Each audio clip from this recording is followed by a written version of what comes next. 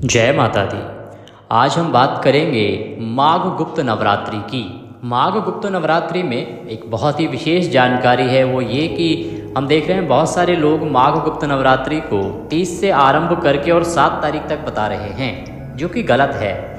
7 तारीख को नवमी नहीं है, इसको समझने की आवश्यकता है। क्योंकि हमने भी बहुत सारी जगह, जब हमारे कुछ दर्शकों ने हमें कहा कि पंडित जी हमने यहाँ से पता किया, उन्होंने ऐसे दे रखा है, हमने गूगल से भी पता किया ऐसे दे रखा है, बड़े बड़े जो चैनल्स हैं उन्होंने इस तरह से दे रखा है, तो हमने उसको देखा। उसके बाद हमने पंचांग के अनुसार निर्णय लिया कि हमें आपके लिए एक वीडियो बनाना चाहिए जिसमें बताना चाहिए कि ये, क्योंकि गुप्त नवरात्रि ना बहुत अधिक पॉपुलर नहीं है लोगों के बीच में, इसीलिए बहुत सारे गूगल वाले बहुत अधिक इस पर प्रयत्न नहीं करते हैं।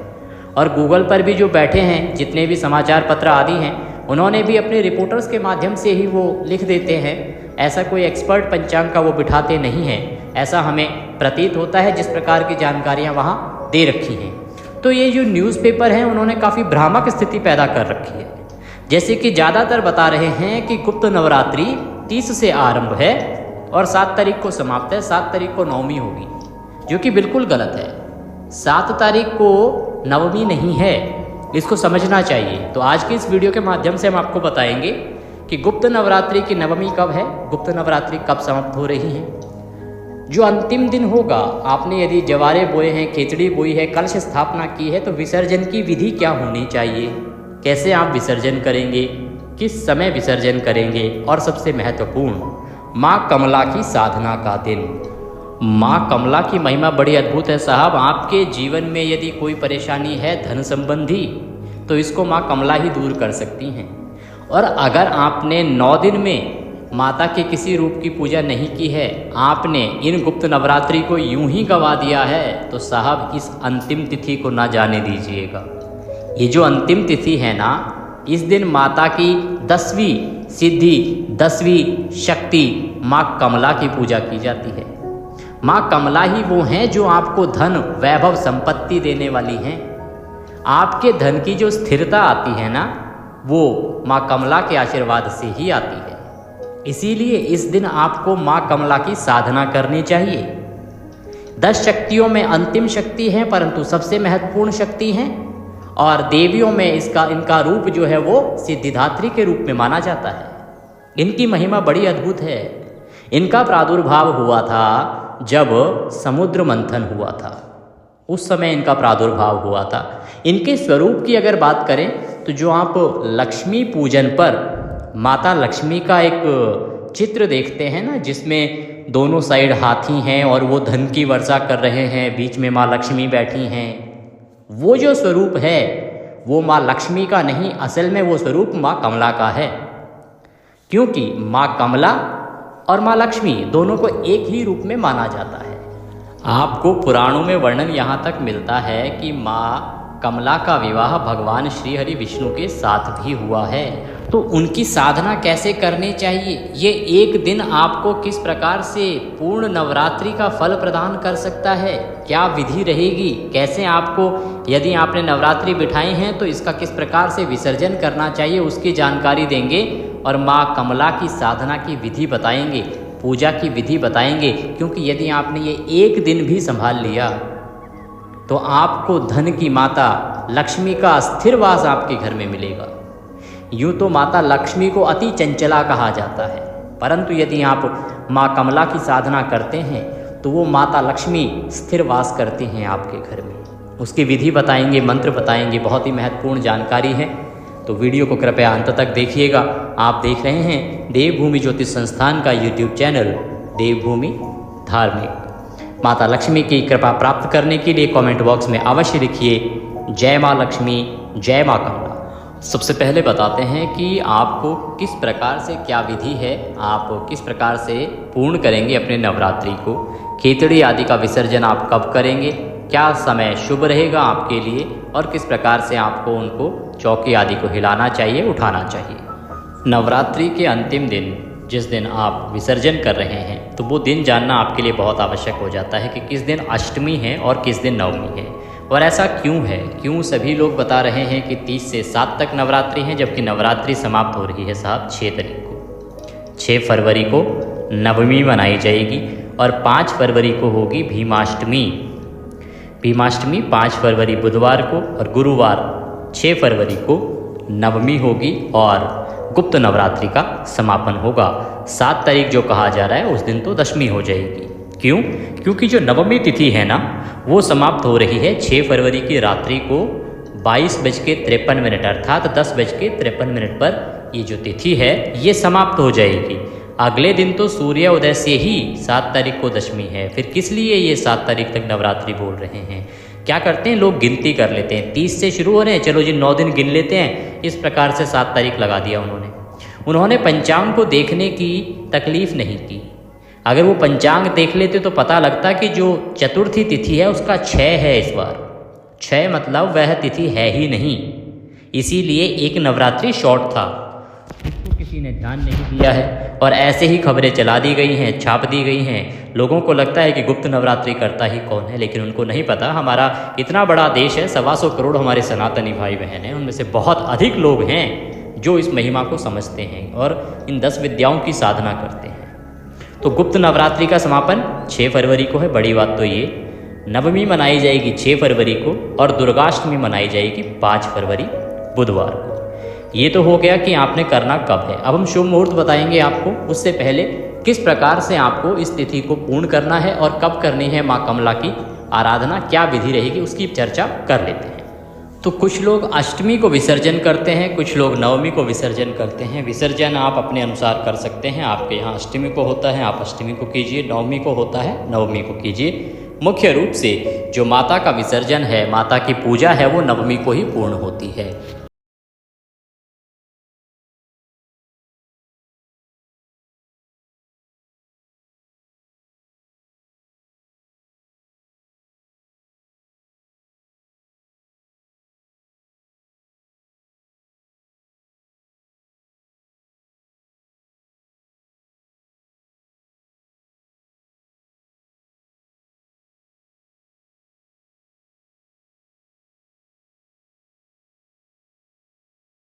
पहनाइए, धूप दिखाइए, दीप दिखाइए, वस्त्र के रूप में मौली अर्थात मौली का एक टुकड़ा तोड़ के अर्पित कीजिए और नैवेद्य के रूप में माता को ऋतुफल, ड्राई फ्रूट्स या जो आपके पास मिठाई हो वह अर्पित कीजिए। इस प्रकार से आपको पूजन करना है माता का।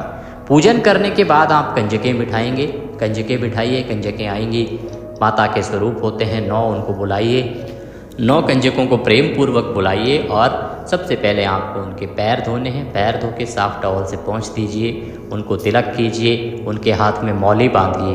उसके बाद उनको प्रेम पूर्वक हलवा पूड़ी आदि खिलाइए। छोले, हलवा पूड़ी विशेष रूप से भोग होता है माता का अष्टमी के दिन, ये आपको खिलाना होता है। कंजकों को खिलाने से पहले जब आप पूजन कर लेंगे तो माता को भोग स्वरूप थाली सजाएंगे।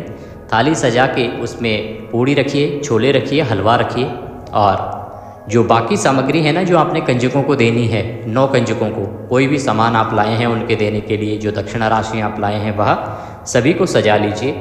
माता की जहाँ आपने चौकी लगा रखी है, जहाँ आपने 9 दिन पूजा करी है, वहीं पे उसको रखिए। भोग की थाली लाइए, प्रेम पूर्वक माता को पहले भोग लगाइए, प्रेम से निवेदन कीजिए। प्रेम से माता को भोग का निवेदन करेंगी, माता प्रसाद पाएंगी, भोग लगाएंगी। माता को भोग लगाने के बाद अपने हाथ में जल लीजिएगा। जल लेके, अपने सीधे हाथ में जल लेके माता का स्मरण करते हुए जो सामग्री आपने रखी है ना, जो आपने कंजकों को देनी है, उसके चारों तरफ अपने हाथ से वो जल घुमाइएगा और छोड़ दीजिएगा। माता को नमस्कार कीजिएगा, उसके बाद वह सामग्री उठा के रख दीजिएगा कंजकों के लिए। जब कंजकें आएंगी तब वो आपको देने हैं। अब आपने कंजकें बुला ली हैं, उनको बिठा दिया है और उसके बाद उनको जो पैर वैर धोने के बाद जो हमने आपको बताई थी व्यवस्था उस हिसाब से कीजिए। कलावा बांधने के बाद भोजन कराइए उनको। अगर वो नहीं भी खाती हैं तो थोड़ा सा जूठा मुँह उनका करा दीजिए। उसके बाद वो सामग्री जो भी आप लाए हैं कंजकों को देने के लिए वो उनको दीजिए और माता के स्वरूप में उनको देखिए और उनसे आशीर्वाद ग्रहण कीजिए। आशीर्वाद ग्रहण करके उनको विदा कर दीजिए। अब बात आती है कि खिचड़ी कैसे बोनी है, क्या करना है। तो अब जब आप पूजा कर रहे हैं ना, पूजा करते समय आपने जो कलश है उसको अपने स्थान से थोड़ा सा हिला देना है। थोड़ा सा हिला दीजिए उस कलश को। उसमें से जो वस्तुएं हैं उनको निकाल लीजिए। आपने हल्दी निकालनी है और बाकी जो वस्तुएं हैं उनको भी निकाल लेना है। ये जो जल है ना, ये आप सूर्य को अर्पित करेंगे, पीपल पर तो नहीं जाएगा ये जल। साथ ही जो वस्तुएं हैं ये भी उसी में रहेंगी, बस उसमें से जो मूल रूप से आपने अगर चांदी या सोने का या फिर सिक्का डाला है कोई भी, उस सिक्के को निकालिएगा। इसमें यदि आपने कमल गट्टे भी डाले हैं तो कमल गट्टे निकाल लीजिएगा, उनको निकाल के और माता के आशीर्वाद के रूप में अपनी तिजोरी में रख लीजिएगा। बाकी सभी सामग्री को आपने विसर्जन करना है। पूजा पाठ की जितनी भी सामग्री है उसको विसर्जन करना है। जवारे यदि आपने बोए हैं तो उनको भी पहले जो सकोरा जिसमें आप जवारे बोते हैं उसको थोड़ा सा खिसका दीजिए जैसे ही आपने पूजा पूर्ण की है उसके बाद। और जवारे जो हैं वो कुछ लोग कान पे लगा के भी घूमते हैं पूरा दिन, लेकिन ऐसा कोई शास्त्रों में वर्णन हमें कहीं नहीं मिलता है। ये अपने अपने सोसाइटी के रिवाज हैं, नियम हैं। यदि आपके यहाँ कोई ऐसी प्रथा है तो आप वो जवारे ग्रहण कर सकते हैं। भोग के रूप में, प्रसाद के रूप में भी एक एक जवारा आप जो भी पारिवारिक जन हैं वो ग्रहण कर सकते हैं। बाकी के जवारे आप गौ माता को खिला सकते हैं या फिर आप पानी में प्रवाहित कर सकते हैं। जो सकोरा है मिट्टी का, उसको आप प्रयोग में ला सकते हैं। जैसे सूर्य को अर्घ देते हैं ना, तो वहाँ रख दीजिए, या कहीं पौधे बनाने में, पौधे उगाने में उसको प्रयोग में ले लीजिए। पूजा पाठ में तो वो दोबारा प्रयोग में नहीं होगा। जो कलश है यदि मिट्टी का है तो प्रवाहित ही होगा, दोबारा उसको पूजा में प्रयोग में नहीं ले सकते हैं आप। अगर स्टील का है या किसी अन्य धातु का है तो आप उसको उठा के रख दीजिएगा और आगे कभी भी आप उसको पुनः कलश के रूप में प्रयोग में ले सकते हैं। नारियल जो आपने चुनरी लगा के या जो माता को कलश के ऊपर अर्पित किया है, वह माता के भोग के रूप में नारियल को तोड़िए और उसमें से जो नारियल के पीसेस हैं वो थोड़े थोड़े तो कंजकों को दे दीजिए, बाकी स्वयं प्रसाद के रूप में पारिवारिक जन ग्रहण कर लीजिए। जो आपने अगर अखंड ज्योत जलाई थी तो उस ज्योत को अभी जलने दीजिएगा जब तक कि वो स्वतः शांत नहीं हो जाती है, क्योंकि घी आपने उसमें अपने आप कम कर दिया होगा और उसको स्वतः शांत होने देना होता है, बुझाना नहीं होता है। उसको अपने स्थान पर जलने दीजिएगा। इस प्रकार से आपको इस सभी सामग्री का निस्तारण करना है। ये जितनी भी पूजा पाठ की सामग्री है जो बची है या पूजा में प्रयोग हुई है, ये या तो जल प्रवाहित होगी, अगर जल दूषित होता है तो उसके अनुसार आप किसी जो पेड़ पौधा कोई है ना उसकी जड़ों में गड्ढा खोद के इसको दबा दीजिएगा। ऐसे नहीं पटक देना है कि ये इधर उधर उड़ती रहे, पैरों में आती रहे, नहीं। या तो ज़मीन में दबा दीजिए गड्ढा खोद के, ऐसे स्थान पर जहाँ किसी के पैर ना पड़े। इसीलिए हमने कहा किसी पौधे की जड़ों में, क्योंकि पौधे की जड़ों में किसी के पैर नहीं पड़ते हैं। तो पौधे की जड़ों में इसको दबा दीजिए या आप पानी प्रवाहित कर दीजिए। इस प्रकार से आपने आज जो भी सामग्री है उसका निस्तारण करना है। अब बात आती है समय की। देखिए, सबसे उत्तम समय रहेगा इसके लिए सूर्य उदय के 7 से और 8:30 बजे तक। प्रथम चौघड़िया जो है उसका अच्छा है, दूसरा और तीसरा चौघड़िया शुभ नहीं है, इसीलिए उसके बाद आप 10:30 बजे के बाद ही ये कार्य कर सकते हैं। सुबह की पूजा और विसर्जन का कार्य आप आज कर सकते हैं, कंजक बिठा सकते हैं, उसके बाद शुभ समय है। अब बात आती है कि आपने माँ कमला की साधना कैसे करनी है और वो क्या मंत्र है जिसका जप आपको इस दिन अवश्य करना चाहिए, जिससे कि आपके घर में माता का स्थिर वास रहे, माँ लक्ष्मी सदा आप पर मेहरबान रहें, कृपा करती रहे। कि माँ कमला के बारे में ना बहुत वर्णन आता है, बहुत से पुराणों में वर्णन आता है। श्रीमद् भागवत के 8वें स्कंद के 8वें अध्याय में माँ कमला के उद्भव की विस्तृत कथा भी आई है। देवताओं एवं असुरों द्वारा अमृत प्राप्ति के उद्देश्य से जो समुद्र मंथन किया गया था, उसके फलस्वरूप माता का प्रादुर्भाव हुआ था और माता ने भगवान विष्णु को पति रूप में वर्ण किया था। माता की अगर बात करें तो महाविद्याओं में ये 10वें स्थान पर परिणित होती हैं और भगवती जो कमला हैं वो वैष्णवी शक्ति हैं तथा भगवान विष्णु की लीला सहचरी भी हैं। अतः इनकी उपासना जगधार शक्ति की उपासना है। ये एक रूप में समस्त भौतिक या प्राकृतिक संपत्ति की अधिष्ठात्री देवी हैं और दूसरे रूप में सच्चिदानंदनमयी लक्ष्मी हैं, जो भगवान विष्णु से अभिन्न हैं, अर्थात इनको भिन्न नहीं किया जा सकता प्रभु से। देवता, मानव एवं दानव सभी इनकी कृपा के बिना पंगु हैं, अर्थात इनकी कृपा के बिना किसी का जीवन चल ही नहीं सकता। इसीलिए हम कह रहे हैं कि आपने गुप्त नवरात्रि यदि गवा दिए हैं तो अंतिम दिन इनकी साधना अवश्य कर लीजिएगा, 15 मिनट निकाल लीजिएगा, बहुत कुछ बदल जाएगा आपके जीवन में। इसीलिए आगम और निगम दोनों में इनकी उपासना समान रूप से वर्णित है। सभी देवता, राक्षस, मनुष्य, सिद्ध और गंधर्व इनकी कृपा प्रसाद के लिए सदा लालायित है। महाविद्या कमला के ध्यान में बताया गया है कि इनकी कांति स्वर्ण के समान है। हिमालय के सदृश श्वेत वर्ण के 4 हाथी अपनी सूंड में 4 स्वर्ण कलश लेकर इन्हें स्नान करा रहे हैं। इस प्रकार की इनकी झांकी प्रतीत होती है। ये अपनी 2 भुजाओं में वर एवं अभय मुद्रा तथा 2 भुजाओं में 2 कमल पुष्प धारण करती हैं। अगर आप इस मुद्रा को देखेंगे तो आपको याद आएगा कि दिवाली पर आप जिस स्वरूप की पूजा करते हैं ना, वो यही माता का स्वरूप है। इनके सिर पर सुंदर किरीट तथा तन पर रेशमी परिधान सुशोभित हैं। ये कमल के आसन पर आसीन हैं। समृद्धि की प्रतीक महाविद्या कमला की उपासना स्थिर लक्ष्मी की प्राप्ति तथा नारी पुत्र आदि के सौख्य के लिए भी की जाती है। कमला को लक्ष्मी तथा षोडशी भी कहा जाता है। भार्गवों द्वारा पूजित होने के कारण इनका नाम भार्गवी भी है। इनकी कृपा से पृथ्वी पतित्व तथा पुरुषोत्तम दोनों की प्राप्ति होती है।